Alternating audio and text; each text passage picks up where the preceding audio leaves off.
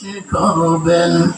মহানবী সাল্লাল্লাহু আলাইহি সাল্লাম এর মৃত্যু ও ওফাত দিবস এবং পবিত্র ঈদে মিলাদুন নবী উপলক্ষে আখাউড়াবাসীর উদ্যোগে ১২ই রবিউল আওয়াল শুক্রবার রাত ৮টায় আখাউড়া রেলওয়ে জংশন স্টেশনের ১ নং প্ল্যাটফর্মে নবম বার্ষিকী মিলাদ ও দোয়া মাহফিল অনুষ্ঠিত হয়েছে। এর শান ও তাৎপর্য বিষয়ে সংক্ষিপ্ত বয়ান রাখেন আখাউড়া পৌরসভার ঐতিহ্যবাহী দেবগ্রাম দক্ষিণ পাড়া বাইতুল ইজ্জত জামে মসজিদের খতিব হযরত মাওলানা মহিউদ্দিন সিদ্দিকী সাহেব।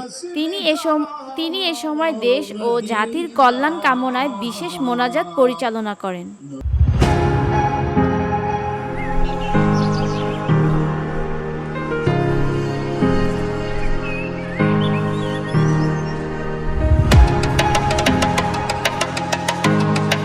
এ সময় মাহফিলে উপস্থিত ছিলেন ক্লাবের সদস্য জাহাঙ্গীর আলম রাজন, জসিমউদ্দিন রাজু, মোহাম্মদ রাজন, মোহাম্মদ রাশেদ খান, মোহাম্মদ জব্বার হোসেন পাখি, Alamgir.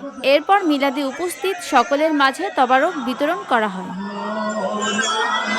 VOD Bangla news desk.